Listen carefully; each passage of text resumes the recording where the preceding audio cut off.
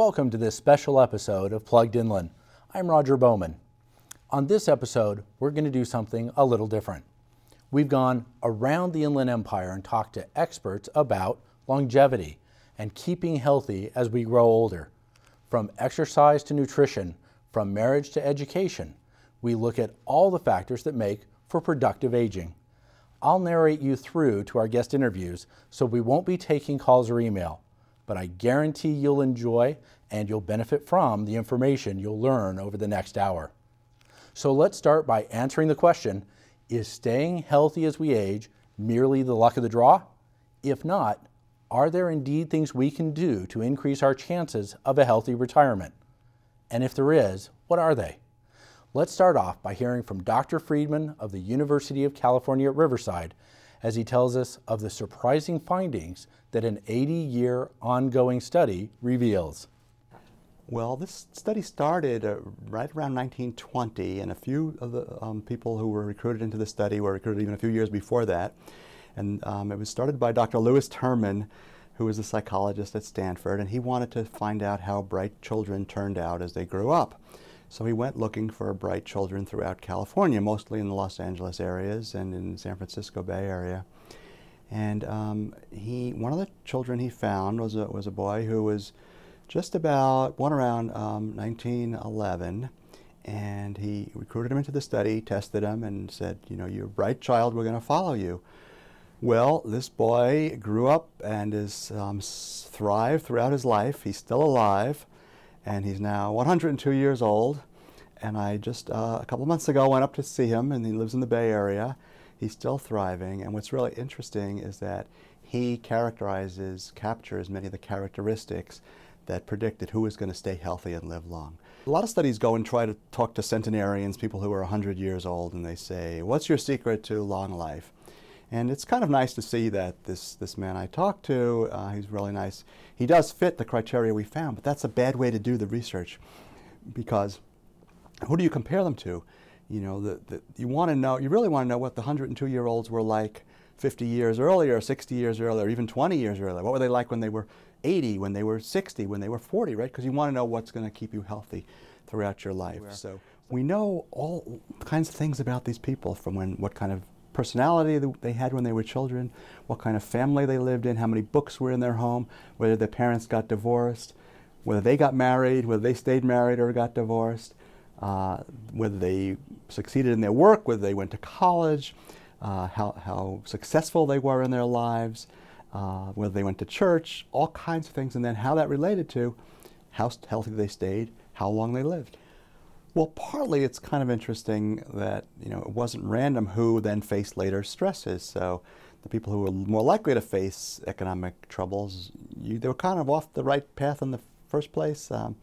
It's really hard to understand in some ways, but we found, for example, the most stressful thing you could experience during the Second World War, which is what these men were participated in, and some of the women too. They were both men and women in the study. Was to be sent to a South Pacific island to fight the Japanese in a very stressful, terrible situation.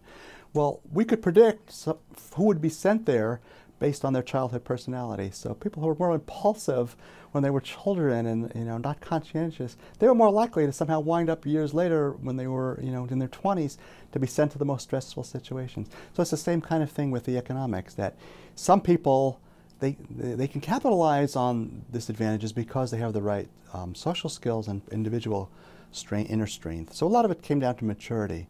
But, you know, yeah, it's a threat, and it's hard for people, and a lot of students today will probably, if it throws them off the path, that's going to lead to other problems. You know, if they can't get a job and they start drinking, or they start doing drugs, or they, you know, start wandering around, you know, that's going to lead to other bad things. And it sounds sensible when you say it this way. Well, of course, if they do all these negative things, that's going to lead to, you know, threats to their health. But in fact, we don't usually think about it that way. We usually think about it in terms of, well, just take this list. You know, don't smoke, don't drink, eat nuts, you know, on and on and on. And you do all those things, you're going to live forever. Well, nobody can follow a list like that. The real secret is to develop patterns that naturally help you do all these things. And some people, they don't have to think about, gee, did I exercise today? They just will naturally stay active. That was one of the other things we found.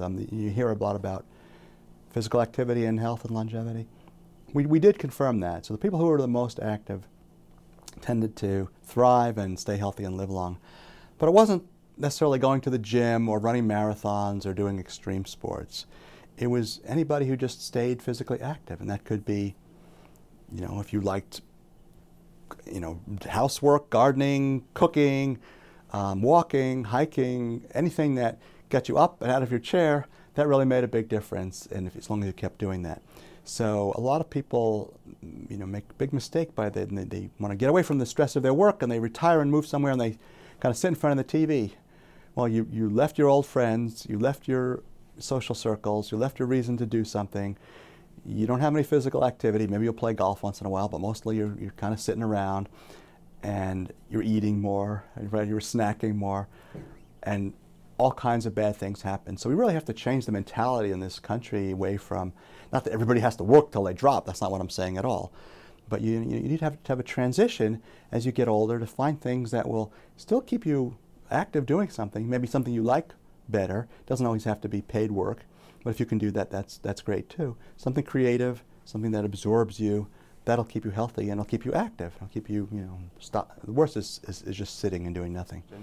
In fact, the best personality predictor of long life, the best individual characteristic, is what we call conscientiousness. And it's people who are persistent and who are prudent and who plan. Sometimes it's called the 3 Ps, but they're also very well organized, they're dependable, and they strive for things. And you can assess that in children. You know, there's someone who's kind of doing their homework and cleaning up their room and tries to be careful about things. Not too much, but, you know, the more serious people. Some people assume that the cheerful, happy-go-lucky kids who are going to thrive, but we didn't really find that. It was these more persistent, prudent, focused children who grew up to be more prudent, focused adults. And if they were persistent, some of the kids weren't so persistent when they were young, but they became more conscientious as they went into adulthood, and that was helpful then too. So it wasn't like it was fixed at childhood. People did change, but generally the more persistent you were, the more you strived for things and were successful, the longer you lived. And this 102-year-old, he totally fit that. He was always very active, always very persistent, always very well organized. And in fact, we found for men, one of the most important things for a long life was getting married and staying married. So people who were both suited for and able to maintain a good marriage, that tended to really be really health protective. And it made them happy too, but they lived significantly longer. Men who got divorced, stayed divorced, they were at higher risk of dying. Men who got divorced, remarried, got divorced, remarried, got divorced, they were really at high risk of early death. For women, it was a little different. The steadily married women who got married and had a good marriage, that was very helpful for them. But a lot of women got divorced and they had a lot of good friends, and it didn't really matter. They thrived without the men. And we think that's because one of the best predictors of health and long life is having good social ties, having good social networks, having a lot of friends. And women tend to do that. So when a couple splits up, often the man is left without anyone to go to or to turn to, certainly not to the same degree. But the women usually have more friends and have kept the family ties going. And so they are able to substitute that and thrive. So for men, certainly if you can get in a good relationship or replace a good relationship with another good one, that tends to be really healthy. You know, you always hear, what you should do is don't stress out, take it easy, don't work too hard, don't stress, retire, move to Florida, you know, play golf. We found that was all wrong. In fact, it was the people who were really involved and stayed active with something. If they work, this 102-year-old still does part-time work. You don't have to actually do formal work. You could be doing volunteer work in your community, in your church or synagogue, or just any kind of thing that keeps you actively involved. But something that both people often say, you know, to get up in the morning and have some purpose, but also to keep your mind involved. But I think most importantly, to keep social ties, because relations with other people keep you on track. When something starts going wrong, either you're not eating right or you're not, you know, doing other things, you're having a problem, when there's other people around, they help you get back on track. And we like to talk about pathways to longevity. So what's really important is getting on a path, and one step leads to another. We like to think sometimes some people have bad luck, and it's true, sometimes there's bad luck, like this meteor struck over Russia and some people were injured. But most things are not really so random. we found one of the most interesting findings to me in the longevity project is that people who were on the right track often didn't have as many problems. And the people who were, unconscientious and went through a lot of relationships, they tended to be people who would bring more bad things. So they didn't finish college, they started drinking, they were victims of crime, they didn't have a good income, they didn't live in good neighborhoods, they had all kinds of health problems. So it's not, again, 100%. Some people just have bad luck and you shouldn't blame the victim. But in a lot of cases, what happens is you get on the right track, you get with good friends, a good relationship, you're planful, you're dependable, you're doing things for other people, and that turned out to be very important as well, not just being selfish, but working for other people. You tended to thrive and you tended to live longer, and that brought on other good things. And so one good thing led to another. Some people were off track when they were younger, like we found that parental divorce, if your parents divorced when you were young, that was a risk factor for your later health, but not for everybody. So if you managed by the time you were in your 20s to get back on track, you maybe had gone to college, you got married yourself, you had a good job, and it didn't really matter that your parents had divorced. The problem was for those people who their parents got divorced when they were children, then they started smoking as teenagers, and a lot of the girls did that because of the stress and the family negativity, or they didn't finish school, or they didn't really succeed in their careers because of those things. So it's not fixed for anybody. There were always people who could get on the right path. In fact, in our book, we give little quizzes that people can use to assess where you are on the path. And people can say, okay, I'm going to take a step back and, try this, try that. So we found that people who, for example, who join community organizations, that's helpful. Volunteering is probably helpful. Anything that gets you out and involved with other people. It's well known that education is a good predictor of health and longevity, and of course of income. And people think it's totally the education itself that's doing it. But we found, because we have this longitudinal study that goes from decade to decade to decade, that it's more complicated than that, but it's more interesting in some ways. All the participants in this longevity project were very bright. So they all could have gone to college, but they all didn't. And some of them started and some of them failed out, even though they were quite bright. So it's not just that, go to college, it's going to solve all your problems. It's that only certain people could go to college and then succeed in college and thrive afterwards. And we found it's kind of a reciprocal process. It kind of goes one way or the other way. So if you're a more prudent, persistent child, you're more likely to succeed in high school. You're more likely to get into college. When you're in college, you have problems. You have relationship problems. You have a difficult course. But if you're someone who's willing to pick yourself up and get back on track, and take care, reach out for help when you need it, you succeed, you graduate from college, and then you go on to other good things. So only certain people were likely to go to college and succeed, but for those who did, the college made you more conscientious. So both are happening. So one of the best things about going to college is not just you get better educated, get smarter, and you have better career opportunities, but you actually change your personality somewhat, and you change it in a way that makes you succeed in a lot of other things. And so, everybody knows there's lower divorce rates and there's higher income and a lot of other good health benefits from college graduates. But it's not just going from college. It's this kind of process where that will reinforce the kinds of things that maybe will be good for you anyway. Some people go to college later, and that's because they're not ready when they're younger and they're more mature, and then it helps them better. So you don't want to always give the same formula to everybody 100%.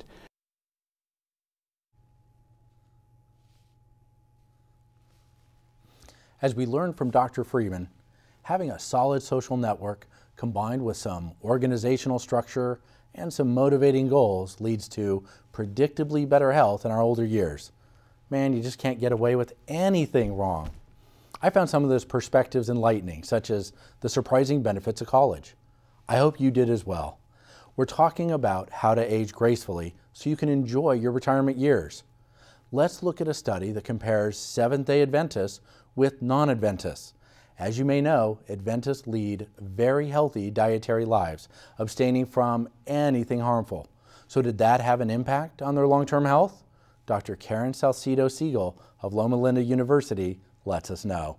So in the Adventist Health Study 1, which was conducted in 1970s up until close to the 1980s, what Gary Fraser actually did an analysis on the 34,000 California Adventists, which is the population for AHS1. Okay. He looked at that population and compared them to other Californians who are not Adventists. And he looked at their choices of diet, physical activity, and body weight, and use of hormone replacement therapy, and smoking. Okay, he looked at all of these different factors and combination of those, and what he found that California Adventists have higher life expectancy than other Californians by about 7 years in men and about 4.4 years in women. They were also able to identify specific foods that had either detrimental or beneficial effects. And also, in some studies, they were able to identify patterns like vegetarian diets and non-vegetarian diets. So then, and again, that was just in California Adventists and only in white Adventists. And so the Adventist Health Study came to being, suppose, and which is now in progress. And in this cohort, we have over 96,000 Adventists, white and black Adventists in the US and Canada participating. And so with this study, we should be able to answer those questions and also answer more specifically questions about vegan, lacto-ovo vegetarian, pesco, semi, and non-vegetarian diets. How those dietary patterns have different, or people who consume those types of diets, how their experience with diseases will differ. Then we will also be able to look at diet at the level of nutrients, which was not, which they could not do before. One of the things that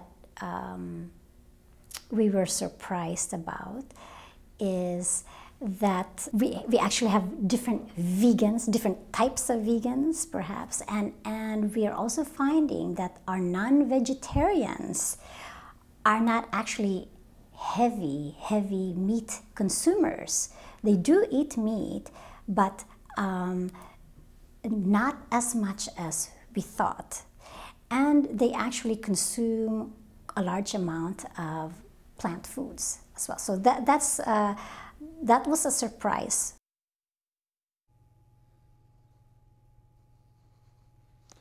We learned that abstaining from unhealthy habits for whatever reason is likely to have very good benefits in our later years.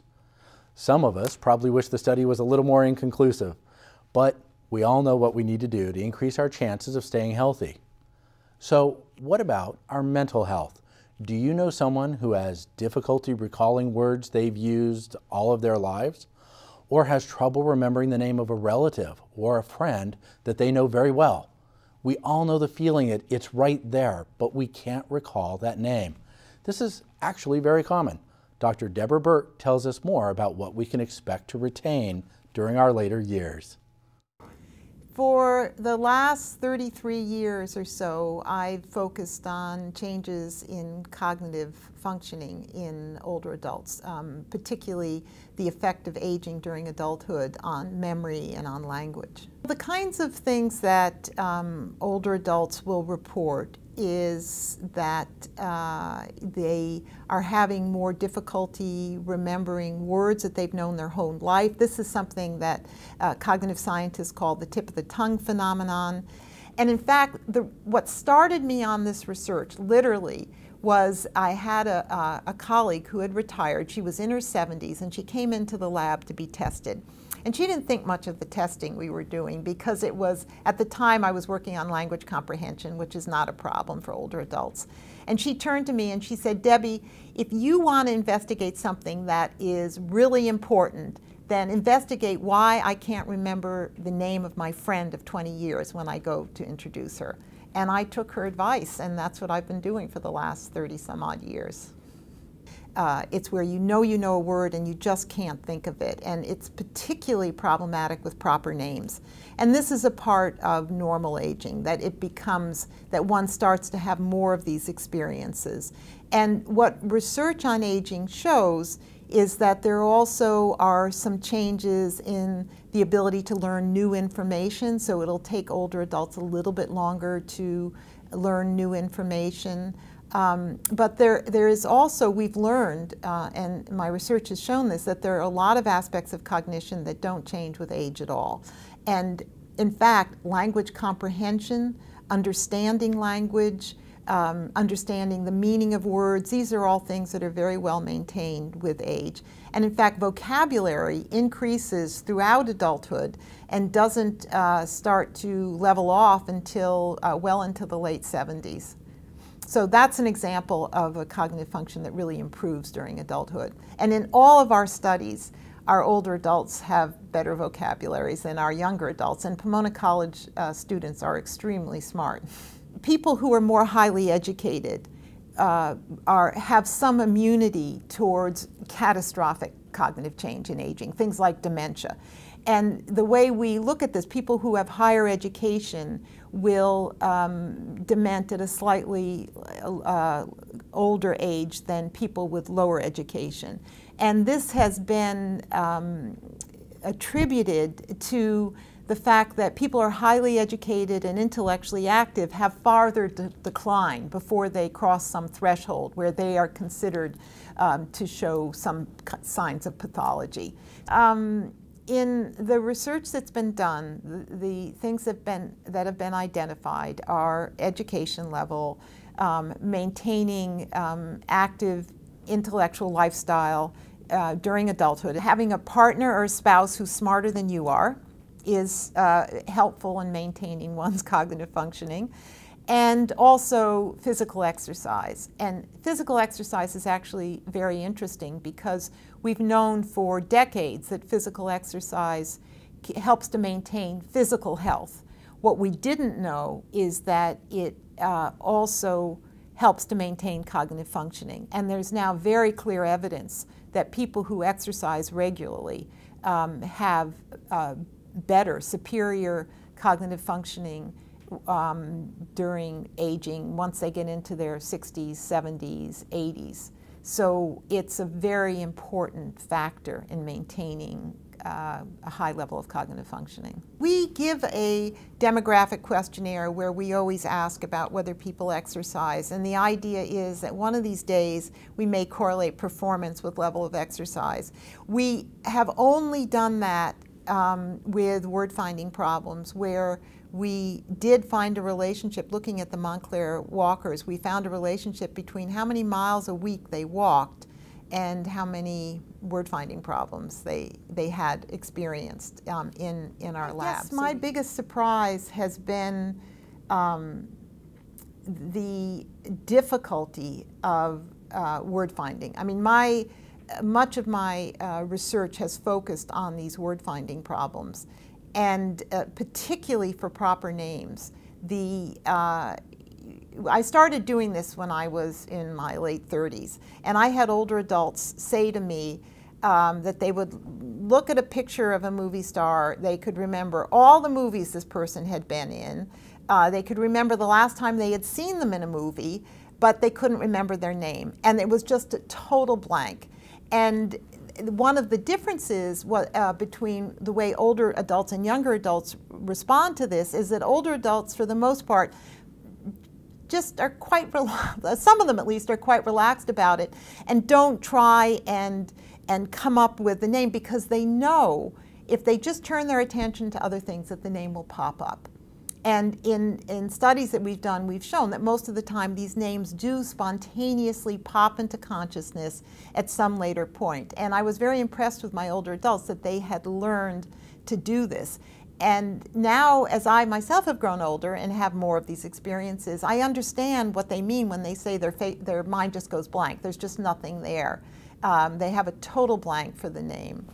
So and we have people who come into our lab to participate in our research. These are people who live in the community. And we test them on various kinds of word-finding problems that we have. And they ask how they do, and we say, you know, of course, that they've done fine. And they say, oh, well, thank goodness, because I was so worried I was dementing. Because this is such an annoying problem. It's older adults' most irritating and annoying problem, according to various surveys that have been done. But they still worry that this is a sign of pathological aging, that it's not part of normal aging, and it certainly is part of normal aging. And this is research that's really been developed in the last 10 years or so. And what it suggests is that, and we're not talking jogging or running marathons or anything like that, it's just walking. And it has to be done with some regularity, 3 to 5 times a week. If you can work up to a couple of miles, a mile or two, that's terrific. And it's interesting because it has to be aerobic exercise, but it doesn't have to be jogging. Walking is sufficient, brisk walking. And the control groups that they use in these studies, where they look at the level of functioning, so they will give people who are engaged in exercise on a regular basis versus those who aren't, various kinds of cognitive tests that involve new memory, that involve what we call executive processes. And executive processes are sort of the building blocks of human cognition. They're things like being able to control your attention, being able to resist distraction, to stay focused. And those processes in particular are well maintained with exercise. And of course, the early studies were looking at people who in their own lives were exercising versus not exercising, but there's a huge selection factor there because people who may be ill are less likely to exercise. So there have now been a series of intervention studies where they take people who are all couch potatoes and they put some of them on the treadmill, and the others, the control group, they'll just give health information to. And after 6 weeks or so, you can see the difference in the cognitive functioning. It's really quite dramatic. We really welcome anybody in the community who's interested in participating in our research. I mean, our research depends on the goodwill of older adults in our community. And by older adults, we basically are interested in people who are in their middle, late 60s, all the way up into the 80s. And they would contact me at Pomona College in the Department of Linguistics and Cognitive Science, and I would we work out a time that's mutually agreeable. We also have a small payment that we give people, but yes, we are completely dependent on older adults coming into the lab.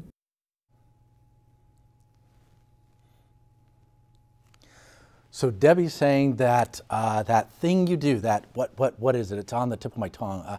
Exercise makes a huge difference. Okay, I'm getting the message. I hope you're learning something too. We're talking about how to keep our bodies healthy as we age. So along with the research on exercise, we wanted to hear from someone with their feet on the field, the sports field that is. Mike Riskas, a coach in Pomona who also conducted physical therapy, tells us why conditioning is important, not only to competitors, but to all of us. His work kept him in shape. So let's hear from him on how that has helped him as he's aged. I'm retired. I worked here at Pomona College. I started in 1961 and retired in 2003. And am inactive as far as a job and retirement, but I keep active in maintaining my health. And I'm also working as a coach for the national Greek baseball team. When I came to Pomona, I came as a physical education instructor primarily, but I also coached track and field, and I was assistant football coach for the first couple years, and then I migrated to coaching the baseball team and continued as the football coach. In my physical education activity classes, I taught most all of the classes at one time or another. But I think I specialized more in fitness, weight training and conditioning type of classes, but also taught volleyball and tennis and racquetball, handball, and swimming as far as filling in what was needed. I think I was blessed with the fact that all throughout my years I was involved with coaching, and there was an osmosis that took place where you had to be in some kind of condition to participate in sports, or participating in sports allowed you to be in some kind of good condition as long as you did it the whole year long. So that was kind of, an opening. That door opened up for me to understand that. And of course, my training after high school and going to university, I then found out a lot more about why you have to do the conditioning part, why it's so important to do stretching, as an example, before and after activity, and what the benefits are, and what the shortcomings are if you don't do those things. It causes injury. Personally, I've had a lot of injuries, and I'm thankful that my involvement in sports has allowed me to really recover faster, to allow me to have a better recovery in getting back into shape to participate again. I've had a lot of surgeries and recovering from those surgeries from being injured was faster and better and more complete, having the exposure of conditioning. I will work out on a daily basis Monday through Friday. I do very little on the weekend at home, but it's very little in organized activity. I'm busy with honeydews, building, fixing, repairing, digging, yard work, those kinds of things, but not an organized way, which I think is important. If you're going to be taking care of your body, you need to do it in an organized way rather than a hit and miss. You have to have a plan. And my plan is, I have the benefit of coming here to Pomona College.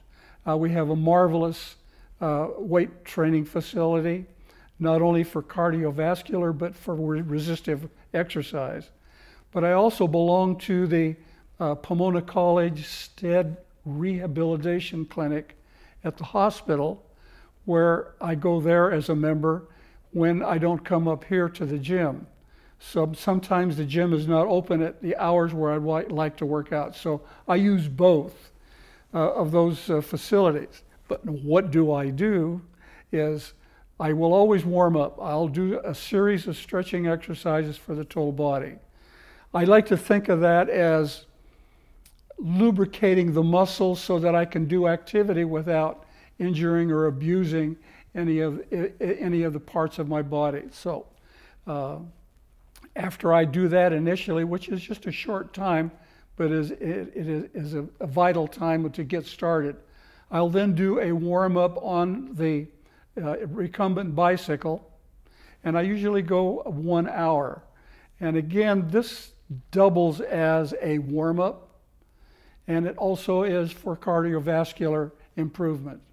And as soon as I get through with that 1 hour, I'll go into the weight room, and I'll do a series of total body exercises for resistive training. And the type of exercises that I do are for the total body, but I like to use upper body more important because of what I'm doing with the coaching that I do once a year with the National Greek baseball team. I pitch batting practice and I hit fungo, so I try to organize those exercises to keep those muscles in good shape and strong so that I have good success with that. Okay. Again, I'm stressing upper body, and I work the shoulder girdle quite a bit.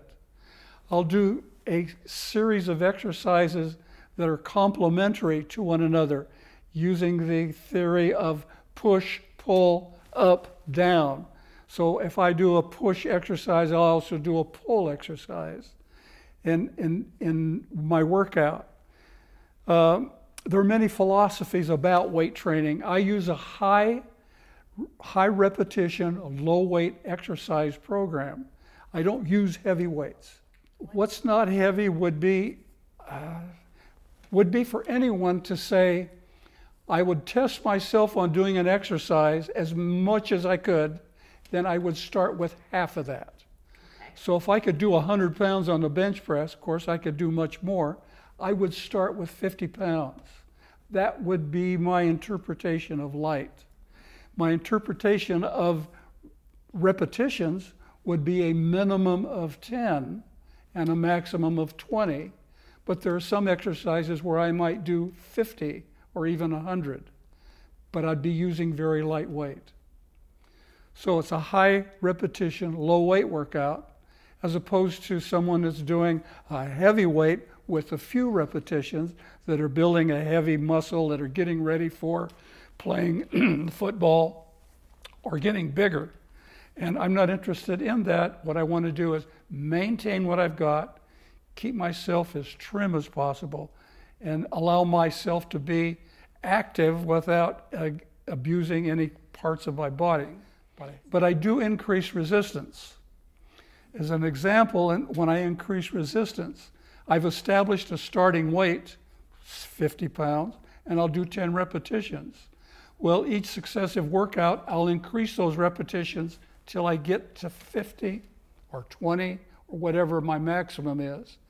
Then I'll increase the weight and start over with 10 repetitions.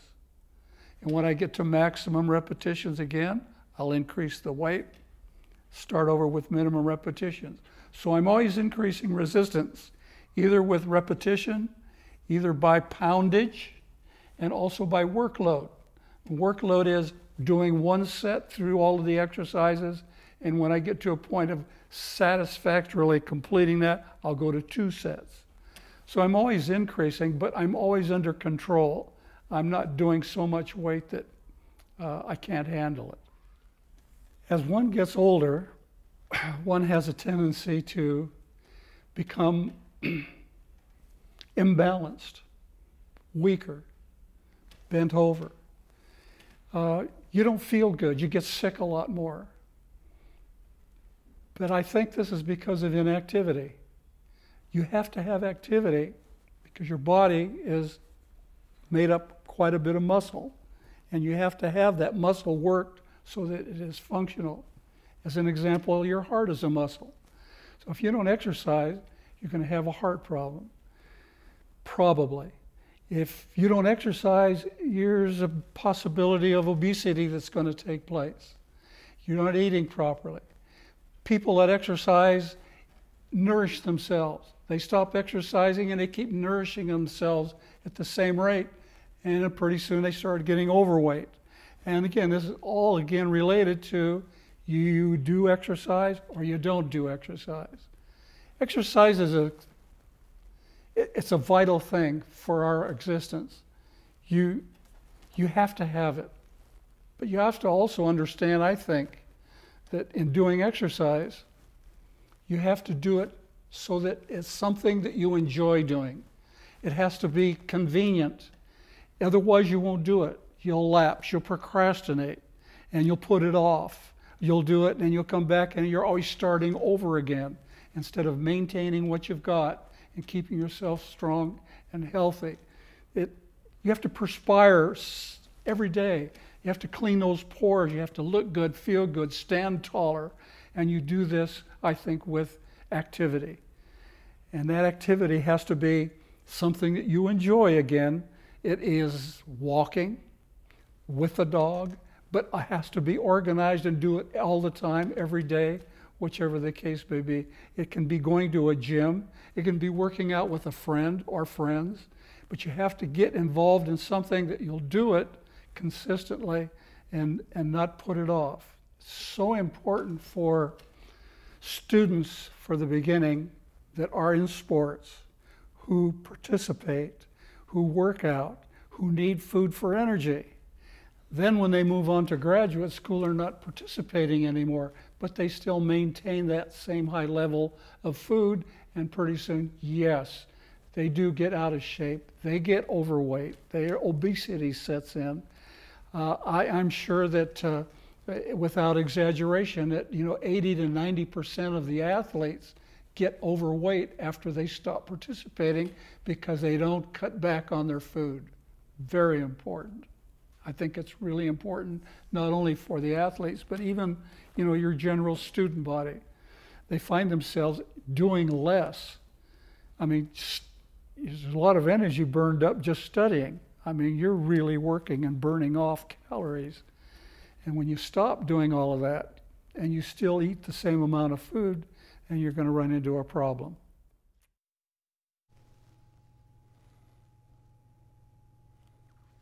Wow, I'm astounded that Mike is still doing rigorous weight training. And he's right, you have to enjoy it, as he does. And I enjoy watching him do exercise. If you're just joining us, we're talking about healthy aging by keeping active and eating right. A lot of us want to maintain a good diet, but find it hard to do so because there's so much contradictory information out there. What's considered a miracle health food today is deemed a danger to our health in a mere decade.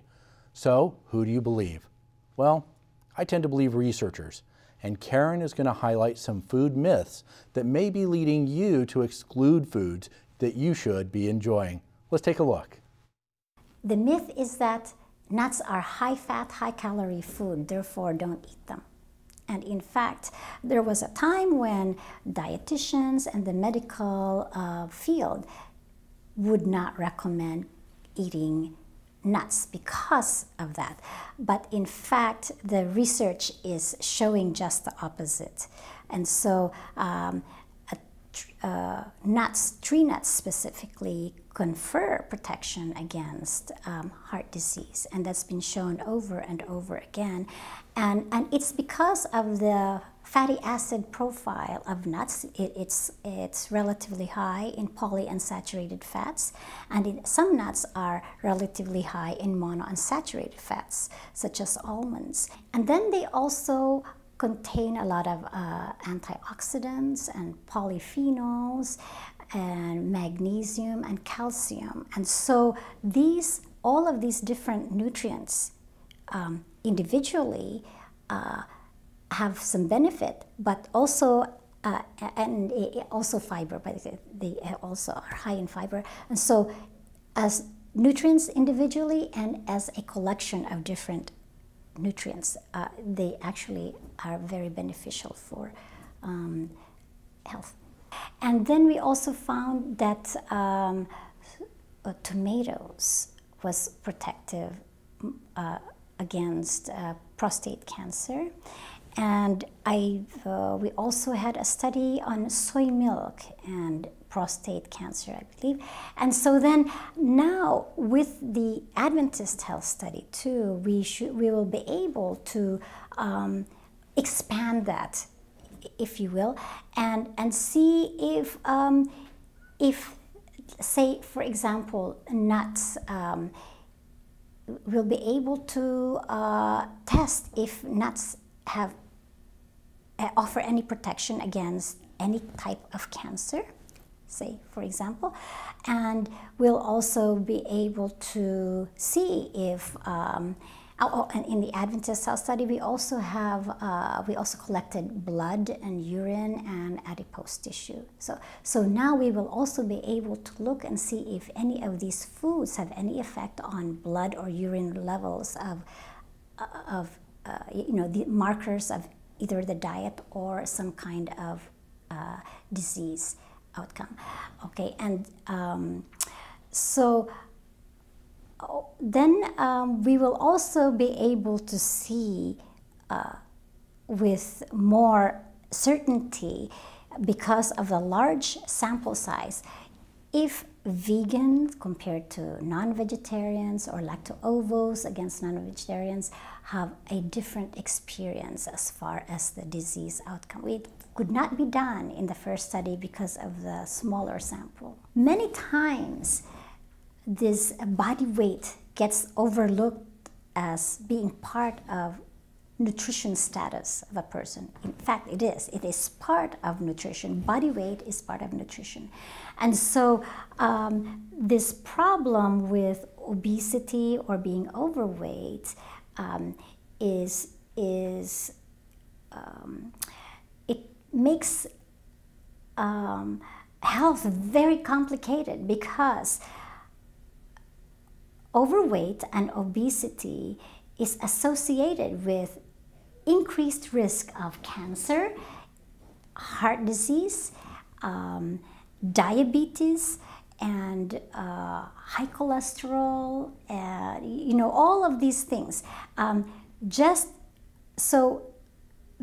by losing weight, possibly, could actually decrease the risk for some of these different outcomes. And so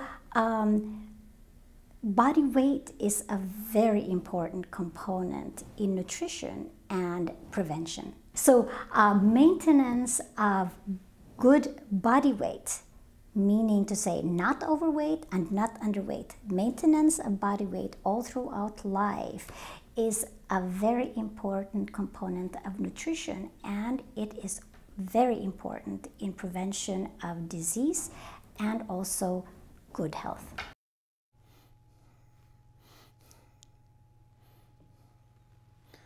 I think the producers are trying to tell me something. Hey, Martha, that's my producer. We're back discussing longevity and the techniques of staying healthy into our twilight years, both physically and mentally. As you might expect, I meet a lot of people who are guests on the show. I find it important to remember their names, both during the show, obviously, and again when I see them at events or reunions. And if you're like me, you may struggle to remember names of people that you don't interact with on a daily basis. Yet, you and I both know that it's our human tendency to feel as though the recall of our name by another person indicates how important we are to that person. That's not true, of course, as we may be very interested in people while forgetting their name. But we have to work to adhere to that subtle but important social expectation, even though it may get harder as we grow older. So let's hear some tips from Dr. Deborah Burke.